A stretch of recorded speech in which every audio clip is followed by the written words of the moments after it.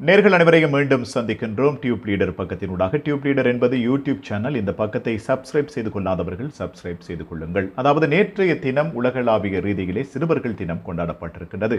சிறுவர்கள் தினம் கொண்டாடப்பட்டிருக்கின்ற இந்த நிலையிலே இலங்கையிலே ஒரு சம்பவம் பதிவாகி இருக்கின்றது. இந்த சம்பவம் தான் அம்பலாங்குடை கல்வி வலயத்துக்குட்பட்ட பாடசாலை ஒன்றிலே 4 பாடசாலை மாணவர்கள், அதாவது அந்த பாடசாலையிலே கல்வி பயிலுகின்ற 4 மாணவர்கள் சாராய போத்தல்களோடு வருகை தந்திருக்கின்றார்கள். இந்த சிறுவர் தினத்தை கொண்டாடுவதற்காக இவர்கள் கையும் களவுமாக பிடிபட்ட சம்பவம் தான் பதிவாக இருக்கின்றது.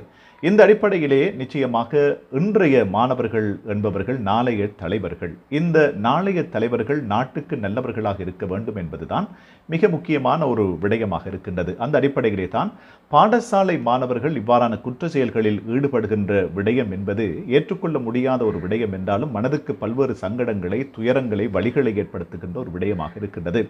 அம்பலாங்குடை கல்வி வலயத்துக்குட்பட்ட பாடசாலை மாணவர்கள் தான் இவ்வாறான விடயங்களை செய்திருக்கின்றார்கள். அதாவது ஹிக்கடுவ என்கின்ற பிரதேசத்தில் இருக்கின்ற உள்ளூர் மதுபான சாலை ஒன்றில் தான் இந்த பாடசாலை மாணவர்கள் இந்த 4 சாராய போத்தல்களையும் அவர்கள் கொள்வனவு செய்திருக்கின்றார்கள்.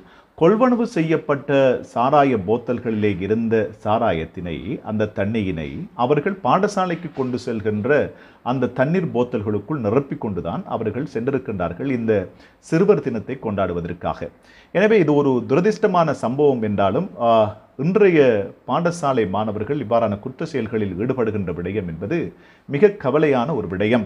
கல்வி சமூகம், ஆசிரியர் சமூகம் இந்த விடயங்களை மிக ஆழமாக ஆராய வேண்டிய ஒரு துர்பாக்கியம் ஏற்பட்டிருக்கின்றது.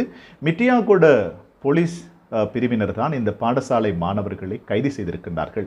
கைது செய்த மாணவர்கள் நேற்றைய தினமே அவர்களுடைய பெற்றோர்களிடம் ஒப்படைக்கப்பட்டிருக்கின்றார்கள். கடும் எச்சரிக்கையோடு அவர்களை எச்சரிக்கும் துணியிலே இந்த போலீஸ் பிரிவினர் அவர்களுடைய பெற்றோர்களுடன் இந்த மாணவர்களை ஒப்படைத்திருக்கின்றார்கள். இன்னும் ஒரு துயரமான சம்பவமும் பதிவாக இருக்கின்றது. அதாவது நேற்றைய தினம் கைது செய்யப்பட்ட இந்த மாணவர்கள் பாடசாலை கல்வியிலே இருந்து இடைநிறுத்தப்பட்டிருப்பதாகவும் தகவல்கள் கசிந்திருக்கிறது. இது ஏற்றுக்கொள்ள முடியாத ஒரு வாதமாக இருக்கின்றது. ஏனென்றால் கல்வி பொதுத்தராதர சாதாரண தர பரீட்சையை எழுத இருக்கின்ற மாணவர்கள் அவர்களுடைய கல்வி நடவடிக்கையினை, அவர்களுடைய பரீட்சையினை அவர்கள் எழுதுவதற்கான வாய்ப்புகளை நாங்கள் வழங்க வேண்டும் என்பதுதான் டியூப் லீடர் பக்கத்தினூடாக நாங்கள் முன்வைக்கின்ற மிக முக்கியமான ஒரு விடயமாக இருக்கின்றது.